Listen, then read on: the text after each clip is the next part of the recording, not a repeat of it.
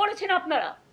একটা ছোট্ট দুধের শিশু, তার মা গরিব হতে পারে, গরিব হওয়া কারো অপরাধ নয়, দরিদ্র হয়ে কেউ জন্মায় না। দরিদ্র হয়ে জন্মালেও তাকে অনেক খাটতে হয়, অনেক পরিশ্রম করতে হয়। দরিদ্রতার থেকে মানবিকতা অনেক বড়। দরিদ্র মানুষকে ঘৃণা করবেন না। দরিদ্রদের পাশে না দাঁড়িয়ে মা দুধ ফোটাচ্ছে বাচ্চার জন্য, তার থাকার জায়গা নেই, সে অসহায়। অসহায় মানুষের থাকার ব্যবস্থা তো করুন। আমরা তো অনেক নাইট শেল্টার করেছিলাম, অনেক জায়গায় থাকার ব্যবস্থা আছে, বাচ্চাদের পড়ার ব্যবস্থা আছে। দুধটাকে ফেলে দিতে আপনাদের গায়ে লাগে না? মনে রাখবেন, মায়ের অভিশাপ বড় অভিশাপ। চমকাচ্ছেন, ধমকাচ্ছেন। আমি এই পরিবারটার দায়িত্ব নিতে রাজি আছি। আমি বা আমার দলের সহকর্মীরা আগে মানবিক হওয়ার চেষ্টা করুন, তারপরে দানবিক হবেন। দানবিকতার কোনো ক্ষমা নেই। পার্ক স্ট্রিটে ফুটপাত দখলের বিরুদ্ধে গত শনিবার অভিযানে নামেন রাজ্যের পুরমন্ত্রী। ফুটপাতের শিশুর জন্য দুধ গরম করছিলেন এক মহিলা, তাকে ফুটপাত থেকে সরে যেতে বলেন তিনি। কি ঘটল সেদিন দেখুন।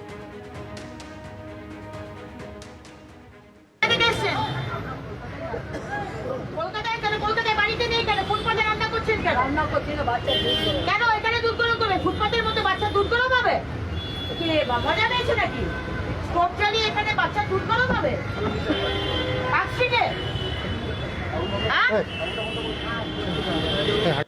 আর এই নিয়ে রাজ্য জুড়ে বিতর্ক তৈরি হওয়ার পর এই ঘটনা নিয়ে সোশ্যাল মিডিয়ায় আজকে সাফাই দিতে দেখা গেল রাজ্যের পুরমন্ত্রীকে।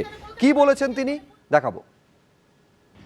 ফ্রিস্কো স্ট্রিটের মতো একটা বিজি রাস্তা, সমানে যেখানে গাড়ি যাচ্ছে, দুপুর 2টোর সময় রাস্তার পাশেই খুব উঁচু ফুটপাত নয়, রাস্তার সাথে অলমোস্ট একই লেভেলের একটা ফুটপাত, হয়তো 10 ইঞ্চি উঁচু, একটা 6 মাসের বাচ্চা হামাগুড়ি দিচ্ছে। তার আশেপাশে খুব একটা অভিভাবক কেউ ছিল না, বাচ্চা একাই হামাগুড়ি দিচ্ছে, দূরে দূরে তার মা ঠাকুমা। আর যদি অ্যাক্সিডেন্ট হয়, কে দায় নেবে? মাননীয় মুখ্যমন্ত্রী, না আপনারা, না সরকার? আজকে ওই ফুটপাতের মধ্যে কেরোসিন স্টোভে 1 গামলা দুধ জাল দেওয়া হচ্ছে। 1 গামলা দুধ ওই 6 মাসের বাচ্চা খাবে? আর স্টোভে আগুন জ্বালিয়ে যে রাস্তা দিয়ে, যে ফুটপাত দিয়ে অনবরত লোক যাচ্ছে, ছোট বাচ্চারা স্কুল থেকে যাচ্ছে, যে কোনো সময় অ্যাক্সিডেন্ট হবে। আর যদি অ্যাক্সিডেন্ট হয়, কে দায় নেবে?